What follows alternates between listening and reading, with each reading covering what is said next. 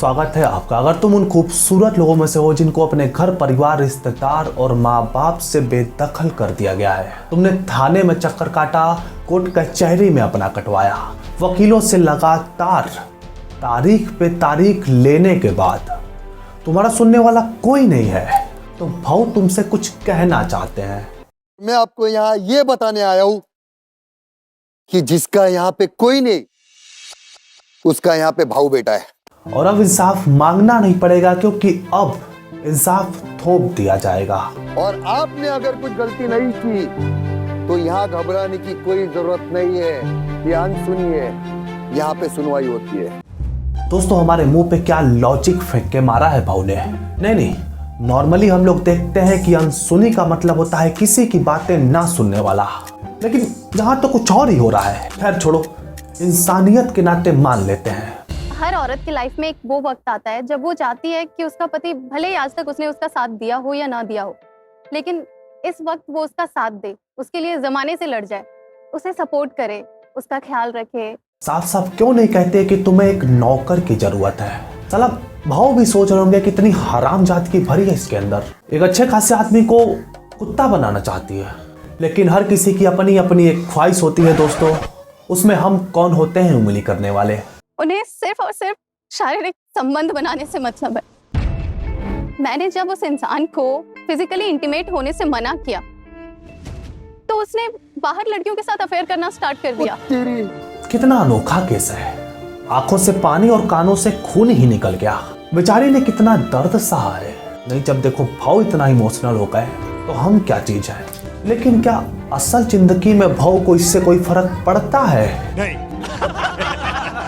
उसका अफेयर अभी भी एक लड़की से चल रहा है और दिन वो मेरे साथ बिताता है और रात उसके साथ गुजारता है। मेरी प्रेगनेंसी के लास्ट टाइम पे उसने मेरे को फोर्सली फिजिकली होने के लिए मजबूर किया था। अब इतना जुल्म सुनने के बाद भाऊ अपने आप को गुस्से से भरा दिखाते हैं, क्योंकि यह एक ऐसा पल है दोस्तों जहां पर किसी को कभी भी गुस्सा आ जाएगा। फिर सुनो भाऊ क्या कहते हैं। अभी तू टेंशन मत ले, समझा? सब मेरे पे छोड़, मैं देखता हूँ आगे क्या करना है।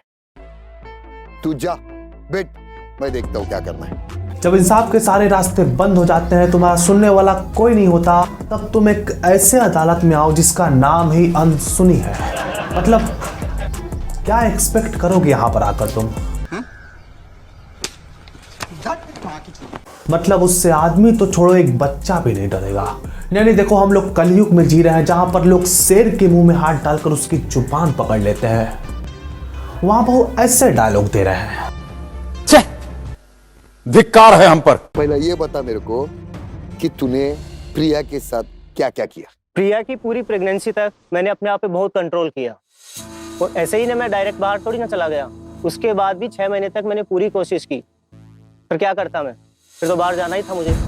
क्या तो सेम टू सेम वही कहानी रिपीट मोड में चलाई जा रही है दोस्तों, जिसका वास्तविक जीवन से दूर दूर तक लेना देना नहीं है।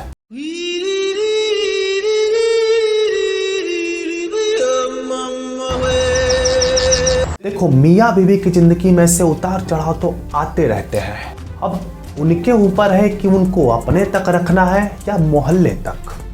और भाऊ के इस इकलौते शो में काफी कुछ है, और लॉजिक की तो दिल खोल के गांड मारी गई है। लेकिन अभी फिलहाल के लिए बस इतना ही। ये उस दिन की बात है दोस्तों जब भाऊ कार में बैठकर पाकिस्तानियों की मां बहन कर रहे थे, और अगले ही दिन उनके कार की चाबी गुम गई। वे पुलिस थाने गए रपट लिखवाने, लेकिन पुलिस वालों ने उनकी बात नहीं सुनी और वो कहने लगे कि अदालत तक जाऊंगा, और पहुंच भी गए। जब वह अदालत में गए तब भी उनकी बातों को नहीं सुना गया, क्योंकि कार की चाबी ढूंढने में अदालत क्या ही कुछ कर पाएगा।